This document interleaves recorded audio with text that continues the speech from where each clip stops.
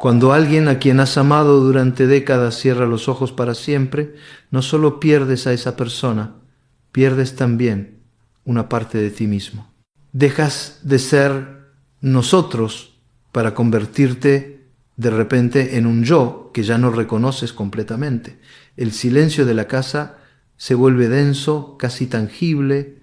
Las rutinas que construiste durante años se desmoronan como castillos de arena. Y en medio de ese dolor que parece no tener fondo, tu mente comienza a susurrarte cosas. Te dice que hagas algo, que cambies, que te muevas, que no te quedes ahí parado sintiendo esa agonía. Pero aquí está el problema.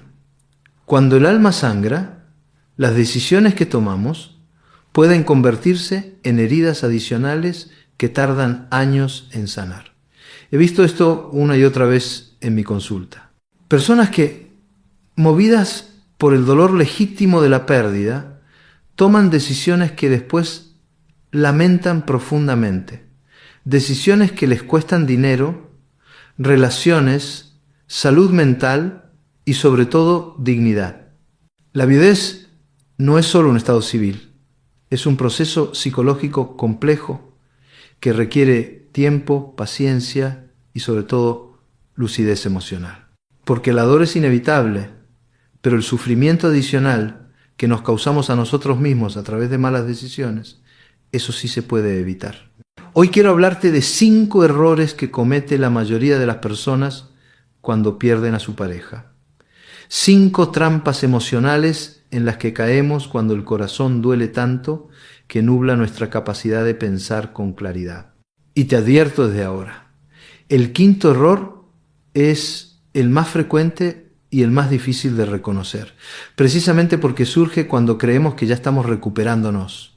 El primer error que cometen las personas en duelo es decidir apresuradamente sobre su lugar de residencia. 3 semanas después del funeral ya están hablando de vender la casa, de mudarse con los hijos, de empezar de nuevo en otro lugar, como si cambiar de ubicación geográfica fuera borrar la herida emocional. Recuerdo el caso de María, una mujer de 72 años que vino a mi consulta 6 meses después de haber vendido la casa donde había vivido 30 años con su esposo. Doctor, me decía con lágrimas en los ojos, pensé que si me iba de ahí, el dolor se quedaría entre esas paredes. Pero me di cuenta de que la tristeza viaja conmigo. Y ahora además perdí todo lo que me conectaba con los buenos recuerdos. María había vendido no solo una propiedad, había vendido la figuera que plantó con su esposo en el jardín trasero, había perdido el aroma familiar de su cocina, la luz específica que entraba por la ventana del dormitorio cada mañana, las conversaciones con los vecinos que la conocían desde hacía décadas. Había perdido, sin darse cuenta, su red de estabilidad emocional. ¿Por qué hacemos esto? Porque confundimos el lugar físico con la fuente del dolor. Creemos que huyendo del escenario donde ocurrió la pérdida, vamos a escapar de la tristeza. Pero el dolor no vive en las paredes de tu casa. El dolor vive en tu memoria. Y esa memoria te acompaña donde vayas. Los objetos cotidianos se convierten en pequeños altares de la memoria. La taza favorita, el sillón donde se sentaba a leer, el lado de la cama que ya no se usa. Pero estos no son enemigos de tu sanación. Son testigos silenciosos de una historia de amor que merece ser recordada, no erradicada. La casa, el barrio, las rutinas conocidas, todo eso no es solo un telón de fondo. Son anclas emocionales que pueden sostenerte durante el proceso de duelo. Cuando las cortas abruptamente, te quedas a la deriva en un momento en el que más necesitas estabilidad. He visto personas que después de mudarse precipitadamente pasan años intentando recrear en el nuevo lugar la atmósfera que perdieron. Buscan incansablemente una panadería donde el pan sepa como el de siempre, un parque que les recuerde al que caminaban juntos, vecinos que los conozcan como los conocían antes. Pero es imposible. Lo que perdieron no era solo un espacio físico, era toda una red de significados construida a lo largo de décadas. Mi recomendación es clara. espera al menos 6 meses antes de tomar cualquier decisión definitiva sobre tu vivienda. 6 meses no es un número mágico, pero es el tiempo mínimo que necesita tu mente para procesar la nueva realidad sin estar en shock emocional constante. Durante esos meses puedes explorar opciones, conversar con tu familia, imaginar escenarios futuros, pero hazlo sin presión, sin urgencia, sin la sensación de que necesitas hacer algo ya. Si después de ese tiempo la decisión sigue siendo serena y no impulsiva, si surge del deseo genuino de un cambio y no de la huida del dolor, entonces adelante. Pero que sea tu tiempo, no el tiempo que te dicta la desesperación. El segundo error, igualmente devastador, es ceder el control financiero a familiares sin protección legal adecuada. Esto surge de una combinación tóxica: el cansancio emocional, la inseguridad frente a trámites burocráticos que antes manejaba tu pareja y la presión bien intencionada de hijos o parientes que quieren ayudar. La economía familiar, cuando has sido parte de una pareja durante décadas, funciona como un organismo de 2 cabezas. Uno se encarga de ciertos aspectos, el otro de otros. Cuando una de esas cabezas desaparece, todo el sistema se tambalea. Y en ese momento de vulnerabilidad es cuando aparecen las voces que te dicen: no te preocupes, nosotros nos encargamos de todo. Don Ernesto, de 78 años, llegó a mi consulta en un estado de confusión y rabia que me partió el corazón. Su hijo le había convencido de que para facilitar las cosas era mejor que pusiera todas sus cuentas bancarias, su pensión y hasta la escritura de su casa a nombre de él. Es para evitar problemas con los bancos, papá.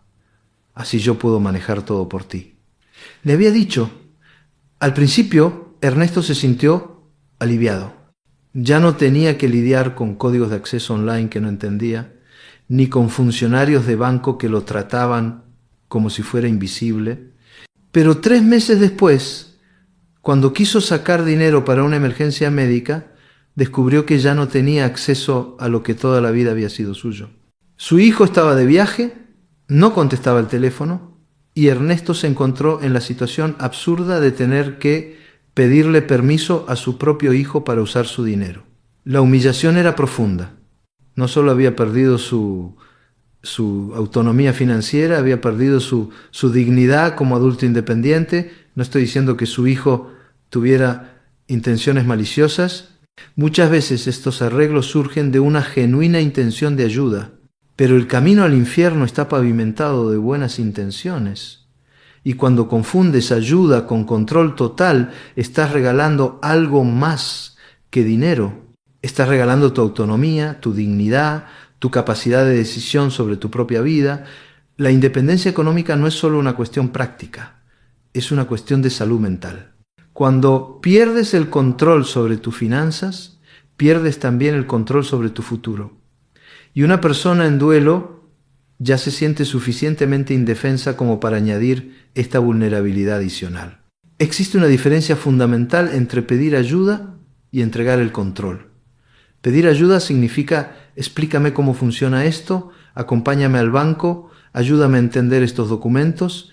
Entregar el control significa: tú encárgate de todo, yo no quiero saber nada. Si necesitas ayuda con temas financieros, está bien pedirla, pero hazlo manteniendo las riendas en tus manos. Si vas a delegar poderes, que sea a través de una procuración revocable, algo que puedas cancelar cuando lo consideres necesario. Nunca transfieras la titularidad de lo que es tuyo sin entender completamente las consecuencias de lo que estás firmando. Y aquí viene algo que es crucial entender. Preservar tu independencia económica no es desconfiar de tu familia, es proteger la relación con tu familia. Porque cuando el dinero se mezcla con el amor de manera desordenada, ambos salen perjudicados. He visto familias destruidas por malentendidos que comenzaron con un "te ayudo con tus finanzas". El tercer error es quizás el más sutil, pero también uno de los más destructivos: el aislamiento social. Después de la pérdida, muchas personas sienten que ya no encajan en los espacios sociales que antes frecuentaban. Las cenas con parejas se vuelven incómodas. Las reuniones familiares destacan tu nueva condición de soledad. Y poco a poco, sin darte cuenta, día comienzas a declinar invitaciones, a no contestar llamadas, a desaparecer del mundo social. Esto sucede por varias razones psicológicas complejas. Primero está la sensación de no pertenecer. Cuando eras parte de una pareja tenías un rol social claro. Ahora te sientes como un número impar en un mundo de números pares. Segundo está el miedo al juicio. Crees que las personas te miran con lástima, que hablan de ti como la pobrecita que se quedó sola. Tercero está la fatiga emocional. Socializar requiere energía. Y cuando estás gastando toda tu energía emocional en procesar el duelo, no te queda nada para las interacciones sociales.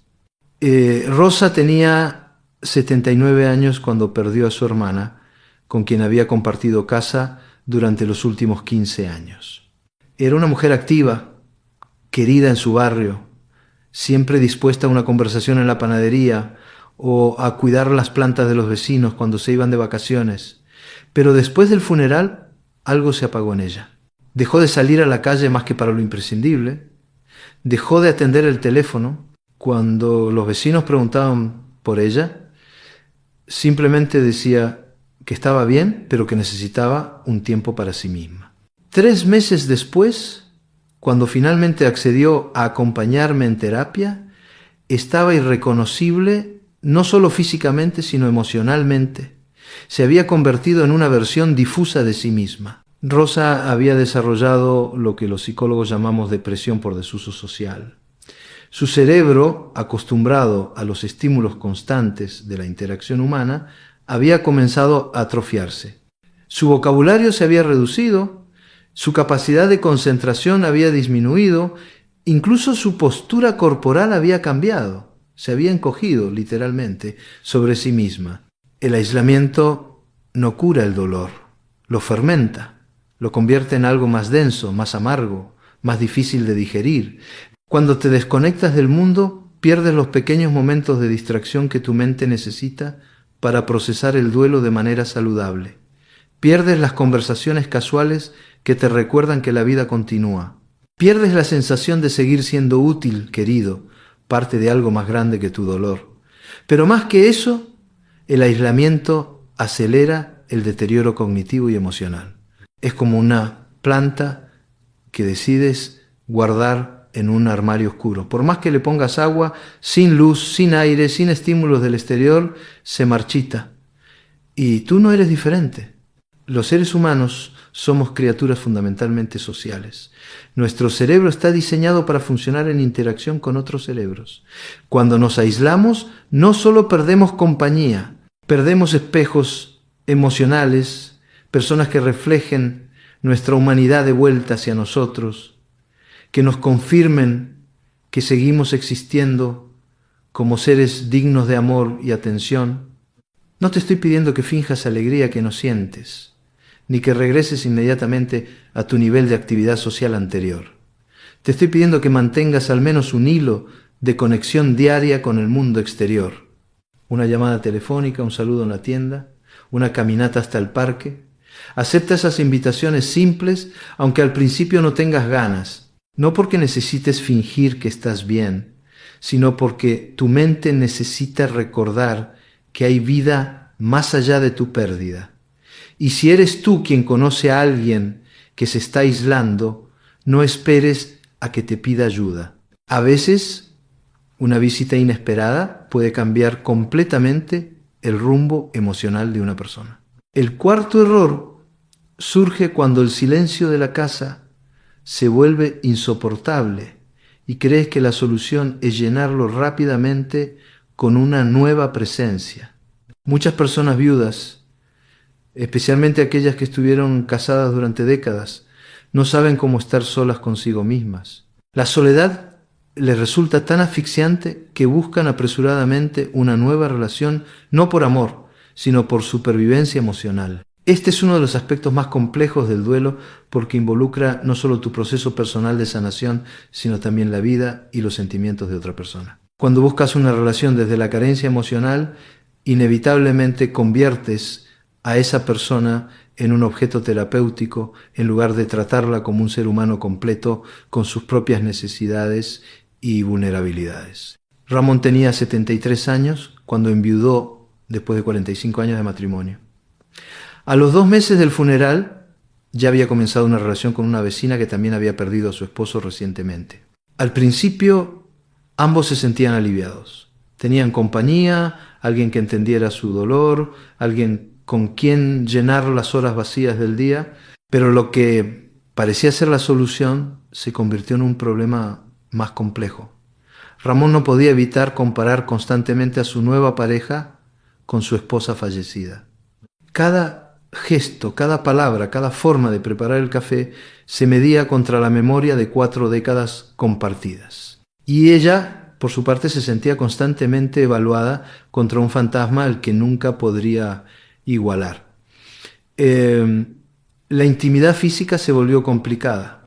Ramón se sentía culpable cada vez que experimentaba placer, como si estuviera traicionando la memoria de su esposa. Ella se sentía utilizada, como si fuera un reemplazo temporal, una sombra de lo que él realmente deseaba. Los hijos de ambos veían con desconfianza esta relación que consideraban prematura y irrespetuosa hacia la memoria de sus padres fallecidos. Las discusiones familiares se multiplicaron. Los domingos, que antes eran momentos de reunión familiar, se convirtieron en campos de batalla emocional, donde se debatía la legitimidad de esta nueva relación. Y lo que había comenzado como un refugio contra la soledad se convirtió en una fuente adicional de conflicto y culpa. Ambos terminaron más heridos de lo que estaban al principio, porque además del dolor original de sus pérdidas, ahora tenían que lidiar con el dolor adicional de una relación fallida y con la decepción de haber lastimado a alguien que no se lo merecía. ¿Significa esto que una persona viuda debe renunciar para siempre al amor? Por supuesto que no. Pero hay una diferencia fundamental entre buscar compañía desde la plenitud emocional y buscarla desde la desesperación. Cuando inicias una relación para tapar un agujero emocional, estás usando a otra persona como muleta psicológica. Y eso no es justo ni para ti ni para esa persona. Una nueva relación sana surge cuando puedes pensar en tu pareja fallecida sin que el dolor te paralice, cuando sientes curiosidad genuina por conocer a alguien nuevo, no urgencia por llenar un vacío. Surge cuando quieres compartir plenitud, no cuando buscas que alguien te complete. ¿Cómo sabes si estás listo? Hay algunas señales internas que no engañan. Puedes hablar de tu pareja fallecida sin sentir que estás traicionando su memoria. Sientes interés por las experiencias de vida de otra persona, no solo por cómo esa persona puede aliviar tu soledad. Puedes imaginar una relación futura que honre tu pasado sin estar constantemente comparando. También puedes disfrutar de tu propia compañía. ¿Has aprendido a cenar solo sin sentir desesperación? ¿A ver una película sin necesitar que alguien comente cada escena? ¿A tomar decisiones pequeñas y grandes sin consultar con nadie? No porque no valores la compañía, sino porque ya no la necesitas desesperadamente para sentirte completo. El tiempo de duelo no es igual para todos. Algunas personas necesitan 1 año, otras necesitan 3, otras pueden necesitar más. No hay cronómetros emocionales que dicten cuándo deberías estar listo para amar de nuevo. Lo que importa es que cuando suceda sea desde un lugar de salud emocional, no desde la herida. Y ahora llegamos al 5.º error, el más frecuente y paradójicamente el más difícil de percibir. No poner en orden tus propios asuntos después de haber vivido la pérdida de tu pareja. Este error es insidioso porque surge precisamente cuando crees que ya estás gestionando bien tu duelo. Después de haber enfrentado trámites funerarios, después de haber reorganizado tu vida sin tu pareja, después de haber aprendido a vivir solo, surge una extraña sensación de que ya hice todo lo necesario. Y ahí es donde cometes el error más costoso de todos: evitar preparar tu propia partida. Este fenómeno tiene raíces psicológicas profundas. Después de haber estado tan cerca de la muerte, después de haber visto cómo la vida puede terminar abruptamente, muchas personas desarrollan una especie de negación supersticiosa. Como si hablar de su propia muerte fuera acelerarla, como si prepararse fuera tentarle el destino. Carmen tenía 68 años cuando enviudó. Su esposo había sido siempre quien manejaba los papeles importantes, las cuentas, los seguros. Después de su muerte, ella tuvo que aprender todo desde cero, y lo hizo con una fortaleza admirable. Reorganizó sus finanzas, aprendió a usar la banca online, se hizo cargo de la casa completamente, pero había algo que sistemáticamente posponía: organizar sus propios documentos importantes. Después veo eso, se decía. No quiero molestar a mis hijos con esos temas. Ya tuve suficiente con los papeles de él, ahora quiero vivir tranquila. Carmen había experimentado en carne propia lo caótico que puede ser lidiar con la muerte de alguien que no dejó sus asuntos organizados. Había pasado meses desenredando cuentas bancarias, buscando documentos, adivinando cuáles habrían sido los deseos de su esposo respecto a ciertos trámites. Había vivido la frustración de no saber dónde estaban las cosas importantes, la angustia de tomar decisiones sin saber si eran las correctas. Y sin embargo, inexplicablemente estaba replicando exactamente el mismo patrón con sus propios asuntos. Es como si la experiencia traumática la hubiera bloqueado emocionalmente respecto a su propia mortalidad, en lugar de motivarla a evitar que sus hijos pasaran por lo mismo. Cuando Carmen falleció 2 años después, sus 3 hijos se encontraron con exactamente la misma situación que ella había vivido al enviudar. No sabían dónde estaban sus documentos importantes, no tenían claro cuáles eran sus deseos respecto al funeral, no sabían si tenía algún testamento. Peor aún, no tenían instrucciones claras sobre qué hacer si ella hubiera quedado incapacitada antes de morir. Los hijos de Carmen, en medio de su propio dolor por la pérdida, tuvieron que lidiar con discusiones sobre herencias, con decisiones que no sabían si ella habría aprobado, con trámites burocráticos complicados que podrían haberse evitado con un poco de previsión. La hermana mayor se sintió culpable por tomar decisiones sin consultar a los hermanos. El hijo menor se enojó porque no se respetaron ciertos rituales que él creía importantes para su madre. La hermana del medio se agotó tratando de ser la mediadora entre los otros 2. Lo que debería haber sido un proceso de duelo se convirtió en un proceso de duelo complicado por resentimientos familiares que podrían haberse evitado completamente si Carmen hubiera dedicado una tarde a escribir sus instrucciones básicas. ¿Por qué evitamos esto? Porque después de haber vivido una pérdida tan significativa, lo último que queremos es pensar en nuestra propia mortalidad. Parece morboso, parece prematuro, parece tentarle al destino, pero en realidad es todo lo contrario. También está el factor del agotamiento emocional. Después de meses lidiando con papeles, bancos, seguros y trámites relacionados con la muerte de tu pareja, lo último que quieres es más papeles, más trámites, más recordatorios de la mortalidad. Es comprensible, pero es precisamente ese conocimiento recién adquirido sobre lo complicado que pueden ser estos procesos lo que debería motivarte a simplificárselos a quienes vendrán después de ti. Preparar tus asuntos no es prepararte para morir, es prepararte para vivir con tranquilidad. Es un acto de amor hacia las personas que quedarán después de ti. Es una forma de protegerlas del mismo caos burocrático y emocional que tú viviste cuando perdiste a tu pareja. No necesitas convertirte en un experto legal ni gastar fortunas en abogados. Necesitas una caja o carpeta con copias de tus documentos de identidad, información sobre tus cuentas bancarias, instrucciones claras sobre tus deseos médicos en caso de enfermedad grave y una carta simple para tus seres queridos explicando dónde están las cosas importantes y cuáles son tus deseos básicos. También necesitas un testamento, aunque sea sencillo. No importa si no tienes grandes riquezas. Lo que importa es evitar que las personas que amas tengan que adivinar cuáles habrían sido tus deseos, o peor aún, que tengan conflictos entre ellas por no tener claras tus intenciones. Esta carta no tiene que ser un documento legal complicado.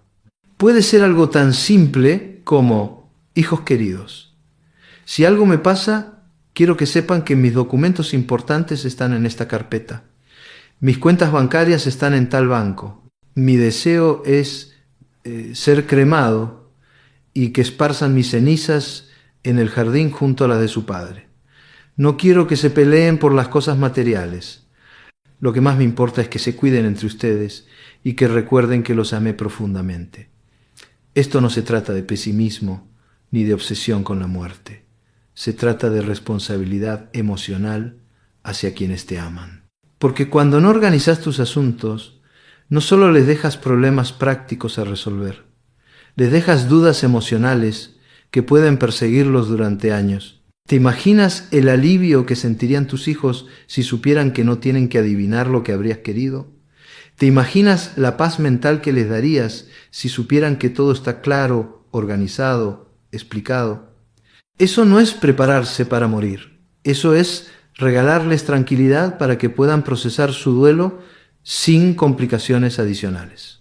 Ahora, después de haber recorrido estos 5 errores comunes, quiero que reflexiones sobre algo más profundo. La viudez no es solo un estado que te sucede, es también una oportunidad, aunque suene extraño decirlo, de redescubrir quién eres cuando no eres parte de un nosotros. Durante décadas tu identidad estuvo entrelazada con otra persona. Tomabas decisiones en plural, hacías planes considerando a otro, definías tus gustos y rutinas en función de una pareja, y ahora, por primera vez en mucho tiempo, tienes que recordar quién eres en singular. Esto da miedo, lo entiendo. Después de tantos años de ser la esposa de o el marido de, ahora tienes que recordar simplemente quién eres tú. Es como si te preguntaran tu nombre después de décadas de responder solo cuando alguien pronunciaba el nombre de tu pareja junto al tuyo. Pero también puede ser liberador. Puedes desayunar a la hora que quieras, puedes decorar tu casa según tu gusto exclusivo, puedes elegir programas de televisión sin consultar, puedes decidir cómo pasar los domingos según tu propio ritmo, puedes redescubrir aficiones que habías abandonado, explorar intereses que habías pospuesto, permitirte gustos que antes negociabas. No estoy romantizando la pérdida ni minimizando el dolor que significa perder a alguien que amaste profundamente. Estoy diciéndote que en medio de esa pérdida hay también espacio para redescubrirte, para honrar tanto la memoria de quien se fue como tu propio derecho a seguir creciendo. Hay personas que descubren, después de enviudar, que tienen talentos artísticos que nunca exploraron. Otras que se permiten viajar a lugares que siempre quisieron conocer, pero que su pareja no encontraba interesantes. Algunas que se reconectan con amistades que habían perdido porque sus círculos sociales se habían fusionado completamente con los de su pareja. Esto no es traición, es expansión, es permitir que tu vida tenga capítulos que honren tanto lo que fuiste en pareja como lo que puede ser en soledad.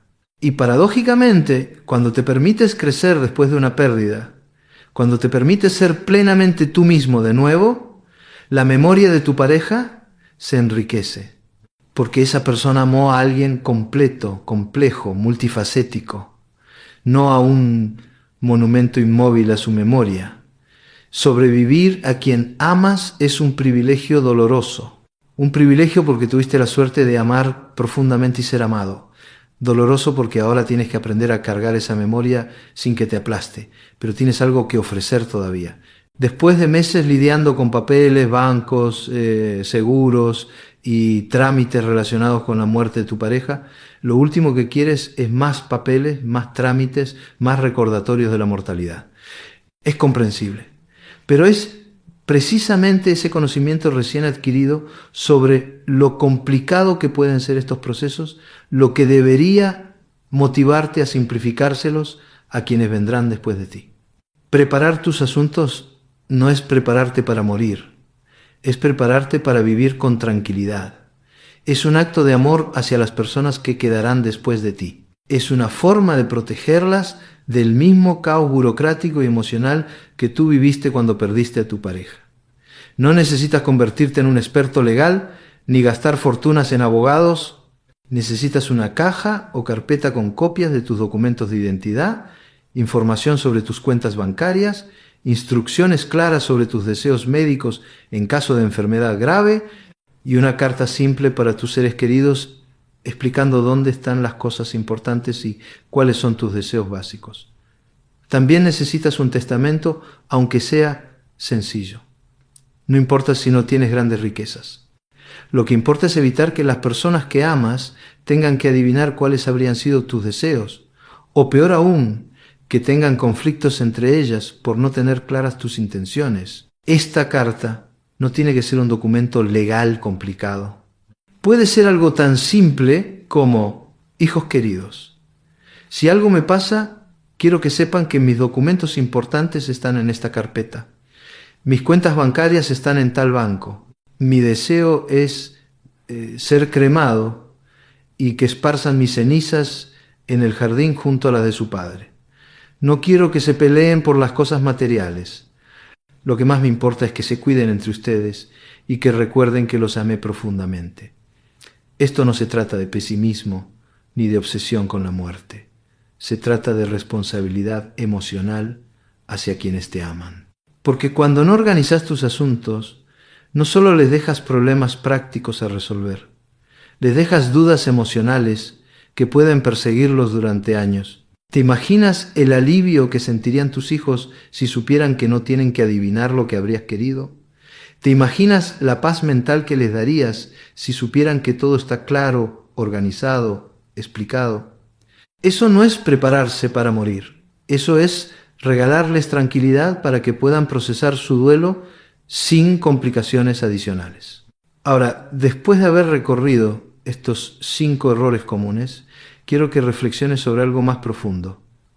La viudez no es solo un estado que te sucede, es también una oportunidad, aunque suene extraño decirlo, de redescubrir quién eres cuando no eres parte de un nosotros.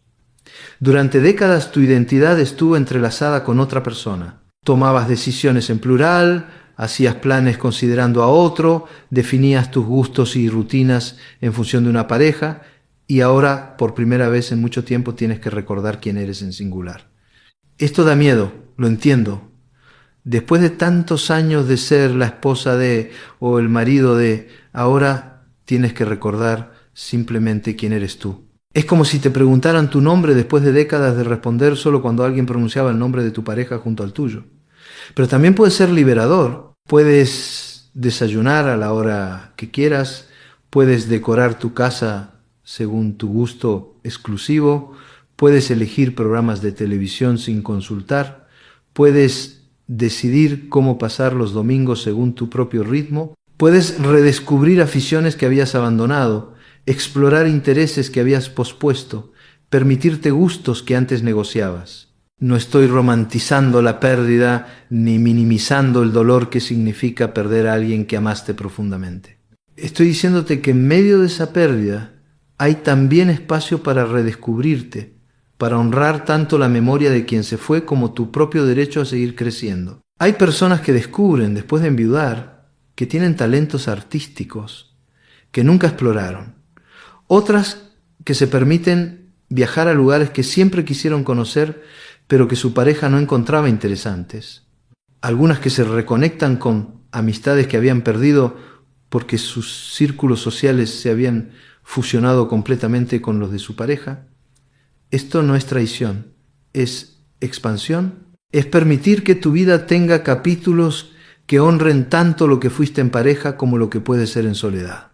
Y paradójicamente, cuando te permites crecer después de una pérdida, cuando te permites ser plenamente tú mismo de nuevo, la memoria de tu pareja se enriquece, porque esa persona amó a alguien completo, complejo, multifacético, no a un monumento inmóvil a su memoria. Sobrevivir a quien amas es un privilegio doloroso, un privilegio porque tuviste la suerte de amar profundamente y ser amado. Doloroso porque ahora tienes que aprender a cargar esa memoria sin que te aplaste, pero tienes algo que ofrecer todavía.